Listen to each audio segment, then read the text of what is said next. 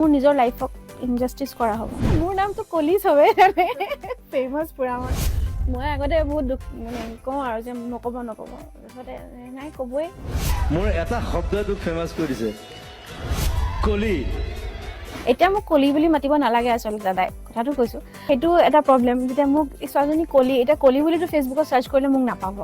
Stage পাৰফৰ্মেন্সৰ video' এটা viral হৈছিলে, আপোনাৰ মুখেদি আজি জানিব বিচাৰিম যে আচলতে ঘটনাটো হৈছিল কি? মানে আমি এটা পাৰ্ট অফ দ্য পাৰফৰ্মেন্স বুলি ভাবো। আমি কৈ আছিলে যে তাইক মই ধেমালি কৰিছো, তাইতো বিয়া হৈ যাব আৰু সেইকাৰণে মই তাইক কামুৰিছো অলপ। সেইখিনি বেলেগৰ লগতো দাদাই জুবলিবাৰ লগতো কৰিছে বা বেলেগ কো-ছিংগাৰ্ছৰ লগতো কৰে, কিন্তু সেইটো বস্তু ইমান আজিলৈকে মানে ফ'কাছত অহা নাছিল। দাদাই কেমেৰাটো লৈও ইনফেক্ট এনেকে পিছলৈ গৈ থাকে। মানে ষ্টেজখন মানে ষ্টেজখনে নিজৰ ঘৰ বুলি ভাবে মানে, সেইটো কাৰণে যি টি কথা কৈও দিয়ে কেতিয়াবা, মানে যোনখিনি ঘৰৰ মানুহৰ লগত পাতিবলগীয়া কথা সেইখিনি ষ্টেজতো কৈ দিয়ে।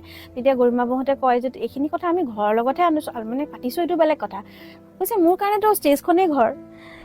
মোক জেং কৰিলে মই জেং কৰিম, কিন্তু প্লিজ ডোন্ট ডিস্টাৰ্ব মি। বেয়া গালো ভাল গালো আজিকালি পপুলাৰ হ'লেই প্ৰগ্ৰেমছ পায়। অলপ ধুনীয়াটো বহুত মেটাৰ কৰে আজিকালি। কিছুমান ছিংগাৰ আছে অলপমান হয়তো ইমান ভাল নাগায়, কিন্তু গায় আৰু তেওঁলোক ধুনীয়াৰ কাৰণে বহুত বেছি ওপৰত গুচি গৈছে। সেই বস্তুটোত বেয়া লাগে। কিন্তু ৰাইজ মোক গান গাবলৈ মাতিব, মই ভাল গান গাওঁ বুলিতো প্ৰমোট কৰিব নোৱাৰোঁ সেনেকৈ। তো মেনেজমেণ্ট বা কাৰোবাৰ তেনেকুৱা এৰেঞ্জাৰক কওঁ, তেওঁলোকে মানে তেতিয়া কয় আৰু যে কিছুমান কমিটি এনেকুৱা আছে যোনে মানে ধুনীয়াটো বহুত চায়, মানে গান যি গাওক বা নাগাওক। বহুত দুখ লাগিলে, মই তেতিয়া নোকোৱাই হ'লো মানে তেওঁ ইমানেই গল্ডেন হাৰ্টেড, মানে তেওঁৰ গল্ডেন হাৰ্টেডৰ মই মানে সেই সোণালী মনৰ মানে মই লিখি চেচ হৈ যাব মানে।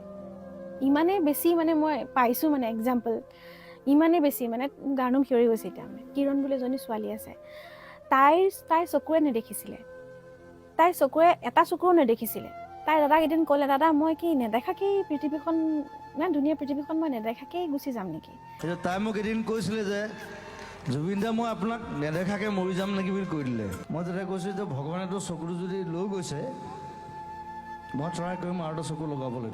সেই এটা লাইনে দাদাৰ মনটো ইমান চুলে, তাইৰ চকু এটা অপাৰেশ্যন কৰি ঠিক কৰি তাই এতিয়া দেখে, তাই পোহৰ দেখে। পাইছোঁ কেঞ্চাৰ পেচেণ্ট, এই কেইদিনমানৰ আগতে এজনী ছোৱালী যে দাদাৰ লগত যে গান গাইছিলে, এতিয়া টিউমাৰ হৈছিল ব্ৰেইনৰ, গোটেই খৰচা দিছে ফ্ৰী অফ কষ্ট। নিজৰ কি আছে নাই মানে একো নাচায়, মানে নিজৰ হাতত পইচাই নাথাকে দাদাৰ।